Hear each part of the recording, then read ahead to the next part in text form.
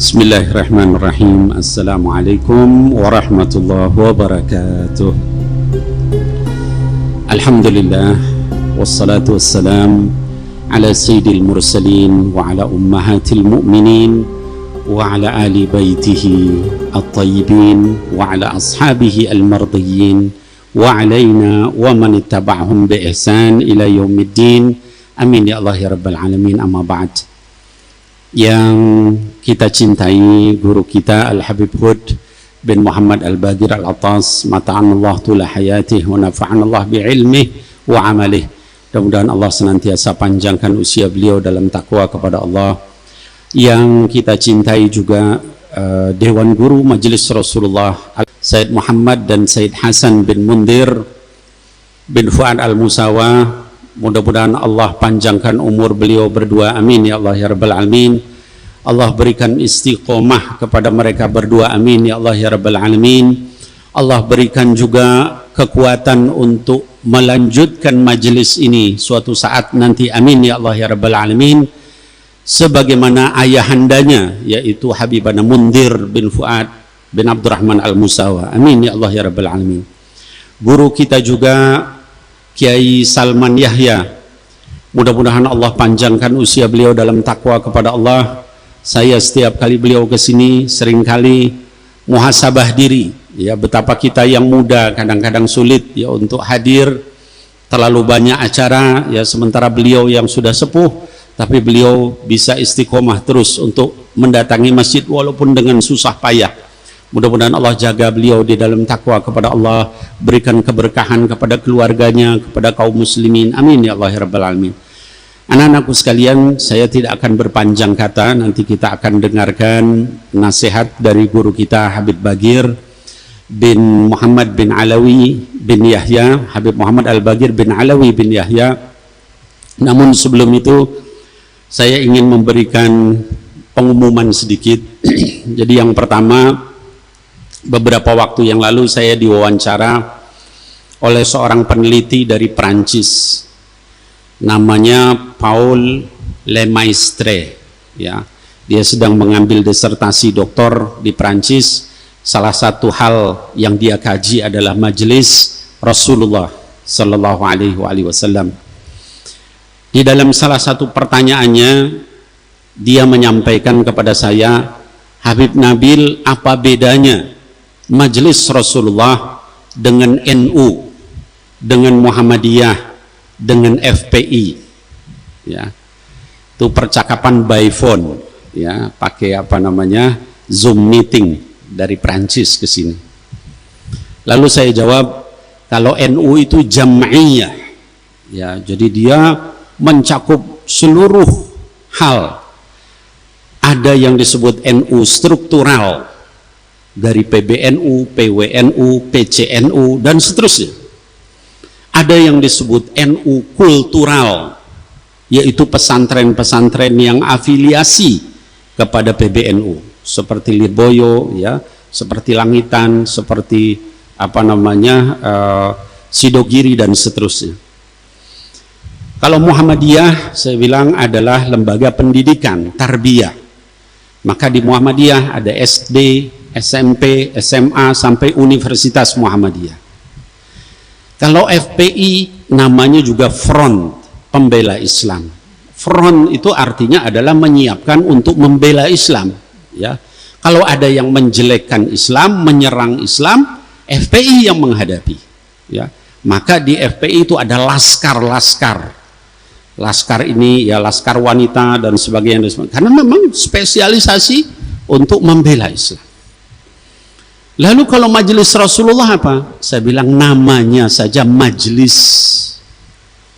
Jadi di majelis Rasulullah itu diajarkan zikir dan ilmu serta adab, karena dia majelis. Apalagi membawa nama Rasulullah Sallallahu Alaihi Wasallam. Tapi sekarang sudah banyak cabangnya, sudah banyak di beberapa provinsi, beberapa negara. Dia bilang gitu. Ya, saya bilang karena kita mengajak orang untuk zikir kepada Allah, takut kepada Allah, dan juga cinta kepada Sayyidina Muhammad. Maka anak-anakku sekalian, yang ingin saya sampaikan kepada antum sekalian dari diskusi saya dengan dia ini, saya ingin menyampaikan aneh kalau ada yang mengaku anak majelis Rasulullah tapi akhlaknya jauh sekali dari akhlak yang diajarkan Rasulullah sallallahu alaihi wasallam. Kerjaannya apa namanya, laki dengan perempuan tanpa hijab, ya, tanpa mahram, sana kemari. Ini bukan akhlaknya Sayyidina Muhammad sallallahu alaihi wasallam, ya. Anak majelis Rasulullah tapi jarang berzikir, cahaya zikir itu nggak ada di wajahnya. Kata baginda Rasul sallallahu alaihi wasallam kepada sahabatnya Sayyidina Abu Dzar Al-Ghifari radhiyallahu an. Suatu ketika Sayyidina Abu Dzar bertanya, "Ya Rasulullah, ausini, wahai Rasulullah, beri saya nasihat." Salah satu kata beliau sallallahu alaihi wasallam, "Alaika bidzikrillah wa tilawatil Qur'an, fa innahu nurun laka fil ardi wa dzikrun laka fis sama'." Selalulah kalian itu dalam keadaan membaca Al-Quran dan zikir kepada Allah. Zikir kepada Allah dan baca Quran. Kenapa? Karena nanti kamu di dunia itu diberikan cahaya sama Allah subhanahu wa ta'ala. Dan nama kalian disebutkan satu persatu di langit. Dibanggakan sama Allah orang yang banyak zikir kepada Allah. Zikir itu bisa dengan tasbih, tahmid, takbir, tahlil, salawat. Pokoknya warnai dengan zikir. Karena majelis kita adalah majelis zikir dan ilmu. Aneh kalau orang majelis Rasulullah jarang zikir sama Allah. Terus majelis Rasulullah itu majelis adab dan akhlak. Jadi aneh kalau anggota majelis Rasulullah, jamaahnya itu kepada orang tuanya kasar ngomongnya. Kepada gurunya nggak punya adab dan akhlak. Kepada ustadznya juga begitu, nggak ada adab, nggak ada. Itu aneh berarti. Apa yang dipelajari di majelis Rasulullah? Ya. Anak-anakku sekalian, mudah-mudahan ini semua bisa membuat kita betul-betul membawa nama majelis Rasulullah sallallahu alaihi wasallam. Tadi anakku Muhammad menyampaikan dijaga sama Allah Subhanahu wa taala karena membawa nama Nabi Muhammad sallallahu alaihi wasallam. Nah, kemudian saya ingin menyampaikan pengumuman.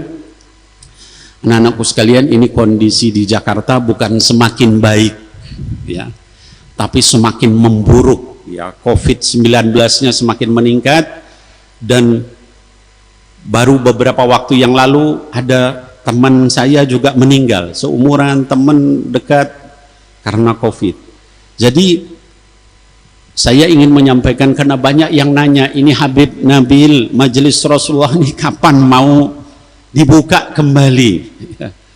Jadi anak-anakku sekalian, kita ini harus memperhatikan bagaimana keselamatan jamaah, ya. Jadi kita belum bisa buka kalau belum ada izin, ya. Nah, oleh sebab itu maka tetap kita mengadakan majelis via streaming, live streaming, ya. Mungkin bagi yang dekat-dekat bisa hadir seperti ini, tapi yang jauh-jauh live streaming, ya. Kenapa? Karena kita memperhatikan jamaah. Satu aja jamaah itu kena COVID sedang di majelis, itu Habib Nabil nanti ditanya sama Allah Subhanahu wa taala. Kenapa antum biarkan ini? Ya.